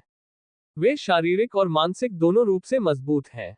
आपको लगता है कि जब उन अमीर युवा गुरुओं ने अपने रक्षकों को मारे जाते देखा तो वे डरे नहीं। वे चाकू की धार पर हैं। जो लोग दूसरी तरफ पहुंचे हैं, उनमें से कोई भी कमजोर नहीं है। ये सुनकर जुवान युवान आश्चर्यचकित रह गया। शिष्यों की भर्ती के मामले में कई आश्चर्यजनक बातें सामने आईं। ऐसा लग रहा था कि आने के बाद उसे कई और चुनौतियों का सामना करना पड़ेगा। अगर तुम आसानी से निकलना चाहते हो, तो तुम फंग लाई द्वारा दिया गया टोकन निकाल सकते हो। इसमें जंगल के सभी जानवरों को आदेश देने की शक्ति है। मुझे इसकी जरूरत नहीं पड़ेगी। मैं सिर्फ खून से सिखाए गए सबक से ही मजबूत बन सकता हूँ। मैं अपनी शक्ति का इस्तेमाल करके इससे बाहर निकलूंगा और तुम, बूढ़े बदमाश, इतने लालची हो कि शायद तुम जानवरों को आदेश देने के बजाय उनसे जीवन का सार चूसना चाहते हो, है ना? पब फ्यूचर द्वारा विज्ञापन। मैं बूढ़ा नहीं हूँ। लालच फिर चिल्लाया। हा हा हा, तुम बूढ़े कमीने। जुबान युवान ने लालच के साथ मजाक करते हुए रास्ते में वह सारी दौलत लूट ली जो उसने अपनी नजर में देखी थी। मैं बूढ़ा नहीं हूँ। क्या तुमने पहले कभी पैसे नहीं देखे? अगर तुम यहाँ वहां मरे हुए लोगों से पैसे लेते तो मैं कुछ नहीं कहता। लेकिन तुम हर एक लाश को लूटने के लिए रुक गए हो। तुम भक्षक सम्राट के उत्तराधिकारी हो। तुम सम्राट के नाम को कलंकित कर रहे हो। तो क्या तुम मेरे लूटने से खुश नहीं हो? मेरे पास भरोसा करने के लिए कोई और नहीं है, सिर्फ मैं खुद हूं। जब पैसे मेरे सामने हैं तो मैं उन्हें क्यों न ले लूं? यहां तक कि भक्षक सम्राट भी अंत में मर गया। क्या तुम समझते हो कि सच्चा भक्षण क्या है? इसमें सब कुछ लेना, सब कुछ सोख लेना, सब कुछ खा जाना शामिल है। यही असली ताकतवर होने का मतलब है। तुम्हारी तरह लाशों को लूटना नहीं। मुझे इससे कोई फर्क नहीं पड़ता। मैं इतना शक्तिशाली नहीं हूं। सम्राट का जन्म सम्राट के रूप में नहीं हुआ था, है ना? उसे अभी भी उस मुकाम तक पहुंचने के लिए अभ्यास करने की जरूरत थी। ये सही है। बूढ़े कमीने, क्या तुम्हें लगता है कि एक दिन मैं भक्षक सम्राट जितना शक्तिशाली हो सकता हूं? तुम्हारी इच्छा। क्या तुम्हें पता है कि उसे कितनी चुनौतियों से पार पाना पड़ा? कितनी बार उसने मौत का सामना किया? उसने अनगिनत घातक परिस्थितियों में उन सभी तकनीकों का इस्तेमाल किया। तुम्हें अभी भी बहुत कुछ सीखना है। मैं निश्चित रूप से उतना ही शक्तिशाली बनूंगा जितना वह था। मैं खुद को सम्राट जुवान युवान कहूंगा, कैसा रहेगा? तुम कभी भी उसके जितने शक्तिशाली नहीं हो पाओगे। अगर तुम खुद को जिंदा रख पाओ तो यह चमत्कार होगा। मुझे लगता है कि तुम ज्यादा दिन तक जीवित नहीं रह पाओगे। पब फ्यूचर द्वारा विज्ञापन। अगर तुम मुझे कम उम्र में मरने दोगे तो तुम ज्यादा बेहतर नहीं होगे। मैं गारंटी देता हूं कि मरने से पहले मैं लोगों को तुम्हारे अस्तित्व के बारे में बता दूंगा। जुबान युवान ने दुर्भावना से कहा। क्या दुष्ट लड़का है? लालच चिल्लाया। इतना परेशान करना बंद करो। सामने क्यूई का बहुत बड़ा उपद्रव है।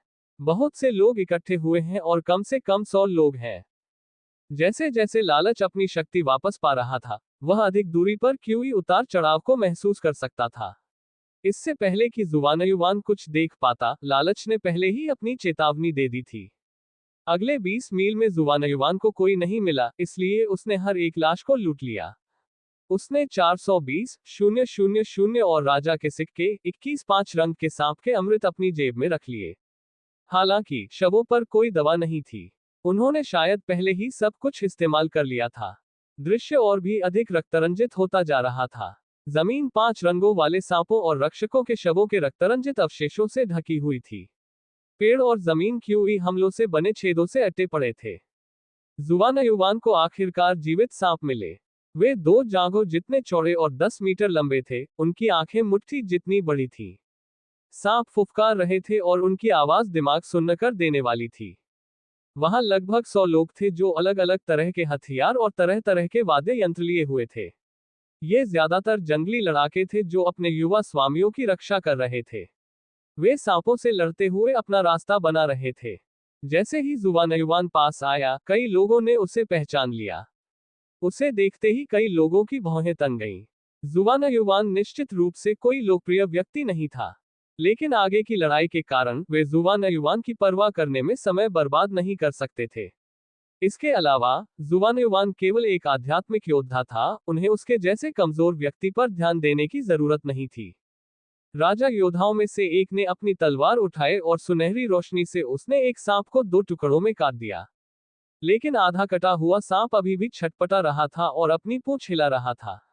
प्रत्येक वार में कम से कम 40 ड्रैगन की ताकत थी, जो नीचे की जमीन को खोद रही थी। सांप की आंखें बंद थी, लेकिन अचानक उसकी आंखें खुल गईं और उसने एक जंगली योद्धा को काट लिया जो दूसरे सांप से लड़ रहा था। योद्धा 1 मिनट से भी कम समय में जहर से ग्रसित हो गया। लड़ाई सबसे निर्णायक मोड़ पर पहुंच गई थी। जब जुबान युवान युद्ध के मैदान के करीब पहुंच रहा था, तो एक आवाज ने उसे चिल्लाकर कहा, तुम कौन हो? रास्ते से हट जाओ, नहीं तो मैं तुम्हें मार डालूंगा। पब फ्यूचर द्वारा विज्ञापन। संपर्क टॉस साइट में दान करें, मेनू दिखाओ। उपन्यास ऑनलाइन पूरा पढ़े। उपन्यास बिन उपन्यास स्वर्ग का भक्षण अध्याय 78 कौन मरेगा। गुना प्रिय पाठकों, अधिक अध्यायों के अनुवाद में हमारी टीम की सहायता के लिए यहाँ दान करें। URL स्वर्ग का भक्षण कौन मरेगा पब फ्यूचर द्वारा विज्ञापन। अध्याय 78 कौन मरेगा। जुवान इन लोगों की बदतमीजी देखकर दंग रह गया, लेकिन उन्हें यहाँ तक पहुँचने के लिए संघर्ष करना पड़ा। वे शायद अच्छे मूड में नहीं थे। वह अपनी जेब में रखे सारे पैसे और औजारों से भी खुश था, इसलिए वह नाराज नहीं था। मैं शिष्य के रूप में पंजीकरण कराने के लिए संप्रदाय की ओर जा रहा हूँ। हा, एक लड़का जो अपनी जगह नहीं जानता। तुम सिर्फ एक आध्यात्मिक योद्धा हो और तुम फाइटिंग ड्रैगन्स संप्रदाय में एक शिष्य बनना चाहते हो। चले जाओ, तुम वहां नहीं पहुंच पाओगे। तुम शायद पूर्णिमा की गुफा में जा सकते हो और एक आंतरिक शिष्य बन सकते हो, लेकिन संप्रदाय तुम्हारे लिए बहुत दूर की कौड़ी है। संप्रदाय के सभी आंतरिक शिष्य कम से कम जंगली क्षेत्र के योद्धा थे। तुम खुद को क्या समझते हो? एक राजा योद्धा ने अपनी तलवार चलाते हुए मजाक में कहा। एक ठंडा और घमंडी दिखने वाला युवा मालिक कुल्हाड़ी लिए एक आदमी के बगल में खड़ा था। लड़का जुवान के प्रति तिरस्कारपूर्ण था, जिसने स्पष्ट रूप से उनके द्वारा साफ किए गए रास्ते का फायदा उठाया था। उसने कहा, उसे मार दो और सांपों को खिला दो। कुल्हाड़ी चलाने वाले आदमी ने सिर हिलाया। अगर हम न होते तो तुम कभी इस मुकाम तक नहीं पहुंच पाते। तुम यहां से जिंदा नहीं जा पाओगे, ताकतवर आदमी ने कहा। जुवान ने देखा कि उसकी कुल्हाड़ी एक मध्यम दर्जे का पृथ्वी यंत्र था और उसमें कम से कम 100 ड्रैगन की ताकत थी। जुवान उसके हमले से बचने वाला था, लेकिन एक अन्य राजा योद्धा, जो एक लंबी तलवार पकड़े हुए था, ने कुल्हाड़ी चलाने वाले व्यक्ति पर हमला कर दिया। कुल्हाड़ी और तलवार हवा में जोरदार तरीके से टकराए। फेंग वुजियान, तुमने मुझ पर हमला करने की हिम्मत कैसे की? इक्का वाला आदमी अपनी क्यूई छोड़ते हुए चिल्लाया। नूह, तुम्हारे पास एक आध्यात्मिक योद्धा को धमकाने का समय कैसे है? वापस जाओ और अपने युवा गुरु की रक्षा करो। फेंग वुजियान ठंडा और दूर रहने वाला था। वह एक शीर्ष राजा योद्धा था, जिसके पास एक उच्च श्रेणी का पृथ्वी यंत्र था जो उसका हथियार था। युवक, फेंग परिवार की टीम में शामिल हो जाओ, लेकिन ये तुम्हारी अपनी क्षमता पर निर्भर करता है कि तुम संप्रदाय में शामिल हो पाते हो या नहीं। फेंग वुजियान ने जुवान के उपकरणों को देखा था और जानता था कि वे सभी उच्च गुणवत्ता वाले थे। भले ही जुवान ने अपने उपकरणों की शक्ति को छिपाने के लिए समय लिया था, लेकिन डिजाइन से यह स्पष्ट था कि उनमें कुछ शक्ति थी। आपकी सहायता के लिए धन्यवाद। जुवान की आंखें सिकुड़ गईं और उसने नूह को घूर कर देखा। फिर वह ऊपर की ओर उछला और अपना खंजर निकालकर एक विशाल 5 रंग के सांप की ओर फेंक दिया। पब फ्यूचर द्वारा विज्ञापन। तुम सोचते हो कि एक आध्यात्मिक योद्धा की अपनी शक्ति के साथ तुम सिर्फ इसलिए अपना रास्ता बना सकते हो क्योंकि तुम्हारे पास मध्यम श्रेणी के पृथ्वी के कुछ उपकरण हैं। अगर तुम सांप को भड़काओगे तो इसका अंत अच्छा नहीं होगा। ली यू, जो तलवार भी पकड़े हुए था, ने द्वेषपूर्ण ढंग से कहा। वह नूह की तरह उग्र नहीं था। जुवान के उपकरणों की ताकत छिपाने के कारण उसने सोचा कि जुवान के उपकरण सिर्फ मध्यम श्रेणी के थे। सांप ने तेजी से मुड़कर जुवान के चेहरे पर काटने की कोशिश की। उसके मुंह से जहरीला धुआं निकला। उसमें इतनी ताकत थी कि वह किसी जंगली लड़ाके को भी आसानी से मार सकता था। लेकिन जुवान को कोई चोट नहीं लगी। उसने डिस्प्लेस हेलमेट को सक्रिय कर दिया ताकि जहरीला धुआं उसे छू भी न सके। नूह ने छोटी बच्ची की तरह चिल्लाते हुए कहा, यह उच्च श्रेणी का पृथ्वी यंत्र है। यह अपने पहनने वाले की स्वतः ही रक्षा कर सकता है। ये लड़का कौन है? नूह के बगल में खड़ा युवा मास्टर भी हैरान था। उसके पास केवल मध्यम श्रेणी के उपकरण थे। उच्च श्रेणी के पृथ्वी के उपकरण सभी बहुत महंगे थे, खासकर वे जो अपने पहनने वाले की स्वचालित रूप से रक्षा कर सकते थे, क्योंकि उन सभी में शीर्ष श्रेणी के उपकरण बनने की क्षमता थी। ली यून के बगल में एक और लड़का खड़ा था। उसके हाथ में एक लंबी तलवार थी जो खून से सनी हुई थी। जाहिर है कि वह काफी समय से लड़ रहा था। लड़के ने ठंडे स्वर में कहा, ली यून, तुम गलत थे। जब भी मौका मिले उस लड़के को मार डालो। उसके पास मौजूद सभी हथियार बहुत कीमती हैं। ली यून ने सिर हिलाया। वह उच्च श्रेणी के उपकरणों को पहचानने में विफल रहा था। ये शर्मनाक था। वह केवल एक आध्यात्मिक योद्धा है, वह उन उपकरणों को लंबे समय तक सक्रिय नहीं कर पाएगा। वे उसी के हैं जो उन्हें प्राप्त कर सकता है। उसने मजाक उड़ाया। हालांकि ली यून लालची था और इंतजार नहीं करना चाहता था। उसने अपनी सुनहरी लड़ाकू क्यूई जारी की और सीधे जुवान की ओर दौड़ा। जुवानयुवान ने स्वर्गीय ड्रैगन की तकनीक का इस्तेमाल किया और युद्ध के मैदान में आगे बढ़ते हुए हर सांप को मार डाला। उसने पलटकर तुरंत दूसरे सांप को 2 टुकड़ों में काट दिया। खून बहने लगा। कुछ पलों तक चीखने चिल्लाने के बाद सांप ने लालच के कारण अपना सारा जीवन सार खो दिया था।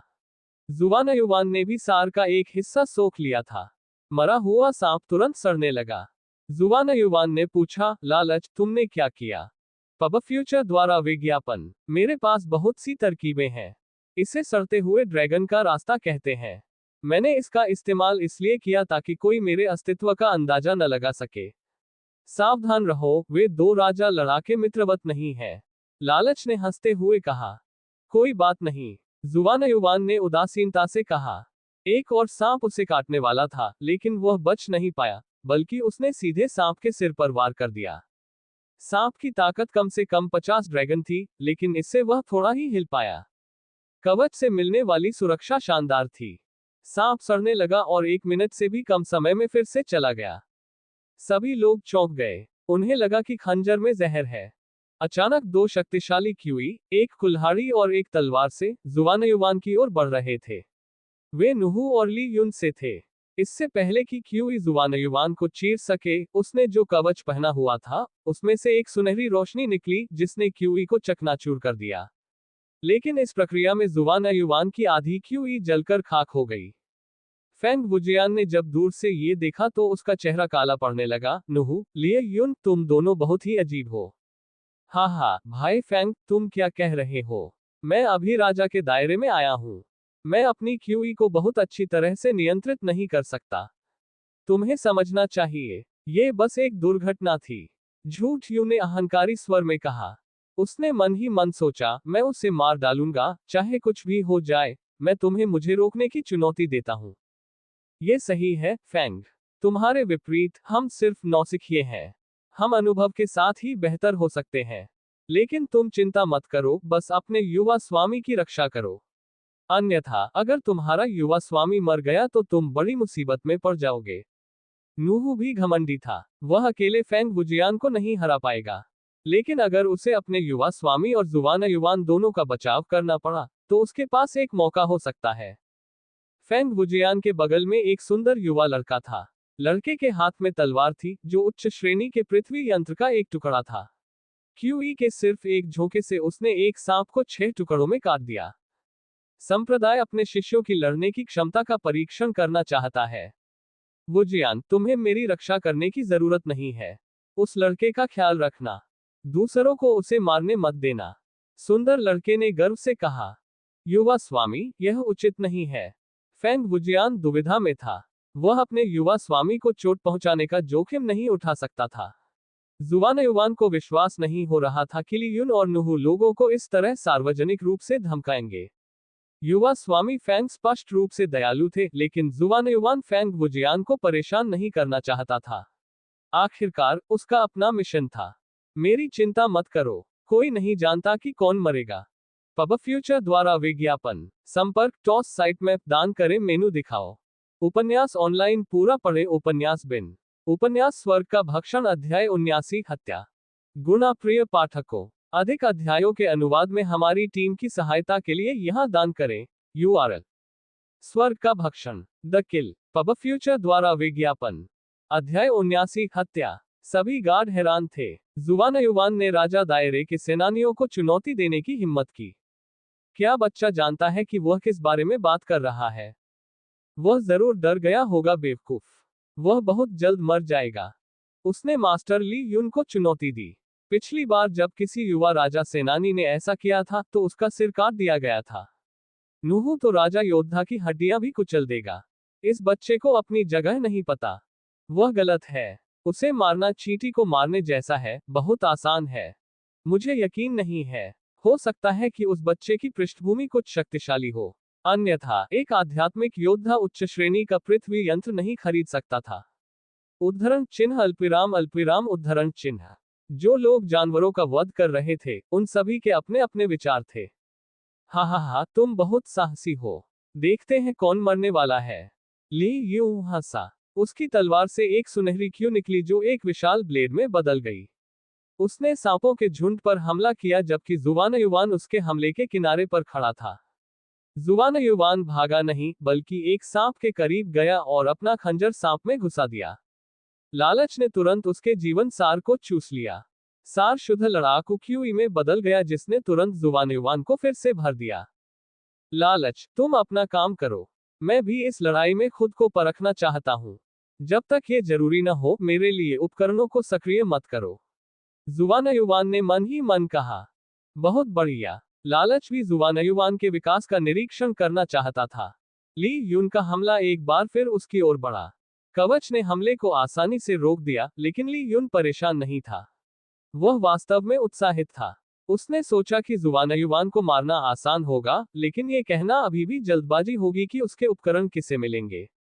पब फ्यूचर द्वारा विज्ञापन। जब कवच फिर से सक्रिय हुआ तो जुवानयुवान की 2/3 क्यूई खत्म हो गई। आखिरकार उसे समझ में आ गया कि आपके शरीर में क्यूई का बड़ा भंडार होना कितना जरूरी है। क्यूई को फिर से भरने के लिए उसने दूसरे सांप पर छलांग लगाए और उसे अपने खंजर से मार डाला। लेकिन इस समय क्यूई का एक हिंसक झोंका उसके ठीक बगल में आकर गिरा। वह लगभग हमले की चपेट में आ गया था, लेकिन एक बार फिर कवच की वजह से सुरक्षित हो गया, हालांकि इसके लिए उसे अपनी आधी क्यूई गंवानी पड़ी। हाँ, ये जानबूझकर नहीं किया गया था। मैं शीर्ष जंगली लड़ाकू होने से इस क्षेत्र में कदम रखा है, मैं वास्तव में इसे नियंत्रित नहीं कर सकता। नूहू ने मुस्कुराते हुए कहा। मुझे पता है, नूहू, मुझे भी। मुझे आश्चर्य है कि क्या क्यूई से लड़ने को नियंत्रित करने का कोई बेहतर तरीका है। ली यून भी हंसा। फैंग परिवार के युवा गुरु फैंग वुजियान को जुवानयुवान की रक्षा करने देना चाहते थे, लेकिन उन्होंने बेहतर सोचा, वह इससे बच पाएगा या नहीं, यह उसके भाग्य पर निर्भर करता है। उसने पहले ही हमारी मदद से इनकार कर दिया है। अगर वह इससे नहीं बच पाया, तो वह संप्रदाय में जीवित नहीं रह पाएगा। जुवानयुवान क्रोधित हो गया, मैं इसे अब और नहीं सह सकता। उसके बाएं हाथ में एक चमकीला लाल क्रॉसबो दिखाई दिया। ये खतरनाक चिंगारियों से चमक रहा था। उसने अपने दाहिने हाथ में खंजर से एक सांप को मार डाला और खुद को लड़ाई की क्यूई से भर लिया। फिर उसने क्रॉसबो को सीधे ली यू पर निशाना बनाया। ली यू ने क्रॉसबो देखा और डर के मारे स्तब्ध रह गया। इससे पहले कि वह कुछ प्रतिक्रिया कर पाता, जुवानयुवान ने 4 बार ट्रिगर खींच दिया था। 4 लाल बत्तियां ली यू की ओर चली गईं। आखिरी सेकंड में ली यू ने खुद को लड़ाकू क्यूई से ढक लिया और जब लाल बत्ती उस पर पड़ी तो तीर हिंसक रूप से फट गया। विस्फोट से 2 सांप तुरंत मर गए। आखिरी तीर ली यू के कवच से टकराया और उसे पीछे की ओर उड़ा दिया और वह खून खांसने लगा। सब कुछ अचानक हुआ। जुवानयुवान ने पलटकर 4 बार और ट्रिगर दबाया। इस बार उसका निशाना नूहू था। नूहू को उम्मीद थी कि जुवानयुवान अगली बार उस पर निशाना साधेगा। उसे उम्मीद नहीं थी कि यह इतनी जल्दी हो जाएगा। उसने नहीं सोचा था कि जुवानयुवान ली यून को मारने से पहले उस पर निशाना साधेगा। उसने तुरंत अपनी लड़ाई की क्यूई को अपनी विशाल कुल्हाड़ी पर केंद्रित किया और उसके पीछे छिप गया। बोल्ट कुल्हाड़ी से टकराए और 4 बड़े विस्फोट हुए, जिससे नूहू 30 मीटर पीछे की ओर चला गया। उसका शरीर सुन्न हो गया और जलन से भर गया। उसे खून की खांसी भी होने लगी और उसके बाल आधे जल गए। तुम्हारी हिम्मत कैसे हुई? ली यून और नूहू एक साथ चिल्लाए। हा, माफ करें। मैंने पहली बार इस तरह का क्रॉसबो इस्तेमाल किया है। मैं अपने निशाने को सही तरीके से नियंत्रित नहीं कर पाया। मेरा वास्तव में ऐसा करने का कोई इरादा नहीं था। वह मासूमियत से मुस्कुराया और कंधे उचका दिए, क्योंकि क्रॉसबो टूटकर फर्श पर गिर गया था। युवा स्वामी, वो लड़का बहुत शक्तिशाली है। ली यून ने ली परिवार के युवा स्वामी ली यान से कहा। उसे मार डालो। छिपकर घूमने की कोई जरूरत नहीं है। वह सिर्फ एक चींटी है, तुम क्यों हिचकिचा रहे हो? ली यान ने गुस्से से कहा। पब फ्यूचर द्वारा विज्ञापन। हाँ, युवा स्वामी, हमें क्या करना चाहिए? नूहू भी अपने युवा स्वामी नू कियान की ओर मुड़ा। उसके सारे अंक काट दो। उसे लगता है कि वह कुछ ही उपकरणों से इतना बेकाबू हो सकता है। नू कियान ने आदेश दिया। हाँ, ये बुरा है, युवा स्वामी। वे शर्मिंदगी से क्रोधित हो रहे हैं। वे लड़के को मार डालेंगे। फैंग वुजियान ने तत्काल कहा। जाओ उसकी मदद करो। फैंग परिवार के युवा स्वामी फैंग युयू ने आदेश दिया। लेकिन जुवानयुवान डर नहीं रहा था, वह ठंडे स्वर में मुस्कुराया। तुम मुझे मारना चाहते हो? क्या मजाक है? मैं तुम्हें आसानी से मार सकता हूँ। फिर उसने डिस्प्लेस हेलमेट सक्रिय किया और सबकी नजरों से ओझल हो गया। ली यून और नुहू डर गए। हालांकि फेंग यूयू अपनी तलवार को शानदार तरीके से चला रहा था और उसने 3 सांपों को मार डाला। वह मुस्कुराया। कोई आश्चर्य नहीं कि हेलमेट इतना जाना पहचाना था। यह ताइबाई का डिस्प्लेस हेलमेट है। वह अब अदृश्य और अगोचर है, फेंग यूयू ने कहा। ली यून और नुहू चिल्लाए, पंक्तिबद्ध हो जाओ। युवा स्वामी की रक्षा करो। दोनों परिवारों के पहरेदारों ने तुरंत अपने युवा स्वामियों के चारों ओर पंक्ति बना ली। हाँ, बहुत देर हो चुकी है। जुवान युवान की क्यूई पहले से ही कम थी और हेलमेट का उपयोग करने से तेजी से खत्म हो रही थी। वह सिर्फ 1 मिनट और टिक सकता था, उसके बाद क्यूई खत्म हो गई। इसलिए वह ली यून के पास गया और खंजर उसकी गर्दन में घुसा दिया। मांस में ब्लेड घुसने की आवाज ने तनाव को तोड़ दिया। ली यून सदमे में था, इसलिए हिल नहीं पा रहा था। ली यान का चेहरा घबराहट और गुस्से से मुड़ गया था और वह चिल्ला रहा था, मैं। इससे पहले कि वह अपनी बात पूरी कर पाता, उसका सारा जीवन सार समाप्त हो गया और जुवान युवान को लड़ाकू क्यूई से भर दिया गया। ली यान गिर पड़ा और उसका शरीर तुरंत सड़ने लगा। मार डालो उसे। ली यून पागल हो गया और चिल्लाया। हालांकि जुवान युवान रात में छिपे हुए भूत की तरह था। कोई भी उसे देख या उसकी उपस्थिति को महसूस नहीं कर पा रहा था। पब फ्यूचर द्वारा विज्ञापन। संपर्क टॉस साइट में दान करें, मेनू दिखाओ। उपन्यास ऑनलाइन पूरा पढ़े। उपन्यास बिन। उपन्यास स्वर्ग का भक्षण अध्याय 80 घृणित। गुना प्रिय पाठकों, अधिक अध्यायों के अनुवाद में हमारी टीम की सहायता के लिए यहां दान करें। URL। स्वर्ग का भक्षण घृणित। पब फ्यूचर द्वारा विज्ञापन। अध्याय 80 घृणित। ली यून चिल्लाया और जुवान युवान को छूने से बचने के लिए हवा में उछल गया। एक आध्यात्मिक योद्धा उड़ नहीं सकता था, इसलिए वह केवल हवा में सुरक्षित महसूस करता था। जब जुवान युवान ने लाई फैमिली के गार्ड के डरे हुए चेहरों को देखा, तो उसने कोई सहानुभूति नहीं दिखाई। उसने अपने ड्रैगन बूट्स और डिस्प्लेस हेलमेट को सक्रिय कर दिया। उन्होंने उसकी क्यूई को तेजी से खत्म करना शुरू कर दिया। उसके पास केवल 10 सेकंड की क्यूई थी, लेकिन वह लड़ने के लिए तैयार था। अपनी क्यूई के तेजी से खत्म होने के साथ, जुवान युवान ने भक्षण तकनीक का इस्तेमाल किया और कुछ पल के लिए अपने आसपास की ऊर्जा को खा लिया। उसने तकनीक द्वारा पैदा की गई गड़बड़ी को जल्दी से ढक दिया और एक स्वर्गीय ड्रैगन की तरह आसमान की ओर बढ़ गया। वह अपना रहस्यमय खंजर पकड़े हुए था और इससे पहले कि ली यू को एहसास हो कि क्या हुआ, उसने खंजर को आगे बढ़ाया और ली यू के सिर में घुसा दिया। उस पल, वह फिर से प्रकट हुआ ताकि हर कोई देख सके कि क्या हुआ था। ली यू और जुवान युवान को एक काले खंजर से जोड़ा गया जिसने ली यू को घायल कर दिया।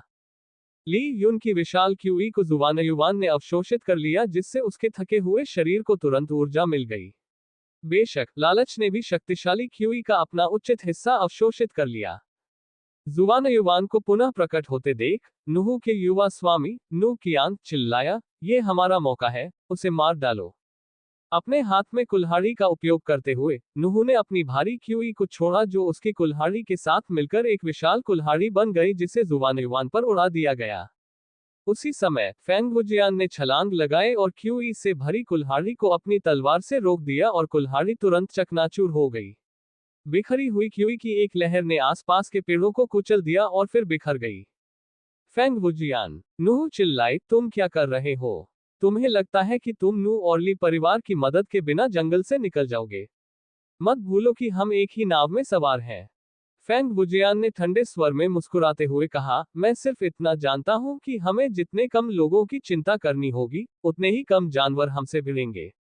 अगर तुम खुश नहीं हो तो हम लड़ सकते हैं। नुहू गुस्से से लाल हो गया। अगर वे लड़े तो वह फेंग वुजियान से कभी नहीं जीत पाएगा। जब दोनों बात कर रहे थे, तो जुवान युवान हल्के से जमीन पर उतरा और फिर से अपने आप को डिस्प्लेस हेलमेट से ढक लिया।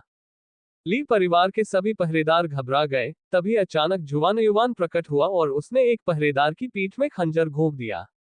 उस आदमी का शरीर तुरंत मुरझाने और सड़ने लगा। जुवान युवान अंधेरे में भूत की तरह था।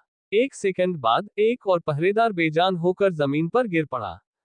बाहर आओ, बाहर आओ, अंधेरे में छिपकर घूम रहे हो काय? बाहर आओ और मुझसे लड़ो। पब फ्यूचर द्वारा विज्ञापन। घृणित, क्या तुम्हारे पास बस इतना ही है? तुम मरने जा रहे हो। आदमी का सिर अचानक खंजर से छिद गया। जुवान युवान मृत्यु के देवता की तरह था, जो जीवन की कटाई करता था और रक्षकों की भावना को कुचलता था। मार डालो, उसे मार डालो, उसे हमारे पास मत आने दो। एक आदमी टूटने की कगार पर था। उसने बिना किसी खास लक्ष्य के अपनी तलवार को उन्माद में घुमाया और हवा में बेतहाशा वार किया। कुछ ही पलों में उसका सिर धड़ से अलग हो गया। पहरेदारों को एक कोने में धकेल दिया गया, उनकी संरचना टूट गई, उनका मनोबल टूट गया। 100 से ज्यादा सांपों ने हवा में खून को महसूस किया और समूह की दिशा में झुंड बनाकर चलना शुरू कर दिया। फैंग परिवार तैयार था, क्योंकि वे सांपों को मारते हुए पीछे हट गए। नू और ली परिवार उतने तैयार नहीं थे। उन्होंने अपने युवा स्वामियों की रक्षा के लिए बहादुरी से लड़ाई लड़ी, लेकिन अराजकता में कई लोग मारे गए। जब वे सांपों से लड़ रहे थे, तो ली परिवार के रक्षकों को जुवान युवान द्वारा थोड़े थोड़े अंतराल पर मार दिया जाता था। रक्षक निराशा में डूब रहे थे। भागो, हम मारे जाएंगे। नहीं, मुझे मत मारो। उनमें से कुछ तो दबाव में आकर चीखने चिल्लाने भी लगे। अपने ड्रैगन बूटों के साथ जुवान युवान एक लक्ष्य से दूसरे लक्ष्य तक तेजी से आगे बढ़ सकता था, लगभग एक राजा योद्धा के समान। नू परिवार के रक्षक भी डर गए। उन्हें इतना शक्तिशाली दुश्मन क्यों बनाना पड़ा? फैंग यूयू ने भौहें सिकुड़ी, क्या उसके पास ताकत बढ़ाने वाली गोलियों की अनंत आपूर्ति है? डिस्प्लेस हेलमेट को सक्रिय करने के लिए उसे अविश्वसनीय मात्रा में क्यूई की आवश्यकता होती है ना? फैंग वुजियान को भी लगा कि स्थिति अजीब थी। हर उपकरण में अपनी खामी थी। डिस्प्लेस हेलमेट और आर्मर ऑफ हेवनली गोल्ड में बेहतरीन क्षमताएं थीं, लेकिन वे बहुत ज्यादा क्यूई की खपत करते थे। यहां तक कि एक किंग रियल्म फाइटर भी उन्हें बहुत लंबे समय तक सक्रिय नहीं कर सकता था। दूसरे शब्दों में, वे उपकरण केवल ग्रैंडमास्टर फाइटर्स के लिए उपयुक्त थे। ये लड़का कौन है? एक आध्यात्मिक योद्धा जो ऐसा कर सकता है। नू कियान जुवान युवान की क्षमता से हैरान था। पब फ्यूचर द्वारा विज्ञापन। युवा गुरु, हमें क्या करना चाहिए? पीछे हटना चाहिए। मुझे ये कहने का आत्मविश्वास नहीं है कि मैं उसे मार सकता हूँ। नूहू ने भौहें सिकोड़ी। जुवान युवान बहुत चालाक था और ऐसा लग रहा था कि उसके पास अपने शक्तिशाली उपकरणों के लिए अनंत क्यूई आपूर्ति थी। कुछ ही समय बाद जुवान युवान ने ली परिवार के सभी 31 लोगों को मार डाला। फिर उसने हेलमेट को निष्क्रिय कर दिया और नू परिवार से 1 दर्जन मीटर दूर दिखाई दिया। अगले नंबर पर तुम हो, जुवान युवान ने धीरे से कहा। नू परिवार के लोगों को लगा जैसे उन पर बर्फ के ठंडे पानी की एक बाल्टी डाल दी गई हो, जबकि नू कियान गुस्से से जल रहा था। ये सभी लोग शीर्ष रैंक के जंगली लड़ाके थे और वे एकमात्र आध्यात्मिक लड़ाके से इतनी आसानी से डर गए। वह इतनी शर्मिंदगी बर्दाश्त नहीं कर सकता था। लानत है। सभी अपनी लड़ाकू क्यूई को छोड़ दें। हर उस चीज को मार दें जो हिलती है। मुझे विश्वास नहीं होता कि यह बदमाश हमारी संयुक्त शक्ति को हरा सकता है। उसने आदेश दिया। 30 आदमियों ने तुरंत आदेश का पालन किया, लेकिन जुवान युवान उनसे विपरीत दिशा में भागा और इसके बजाय दूर स्थित सांपों के झुंड की ओर भागा। सांपों में से एक का मुकुट बाकी सभी सांपों से अलग आकार का था। वह जानता था कि यह उनका नेता होना चाहिए, इसलिए उसने उस पर हमला करने के लिए अपनी क्यूई जारी की।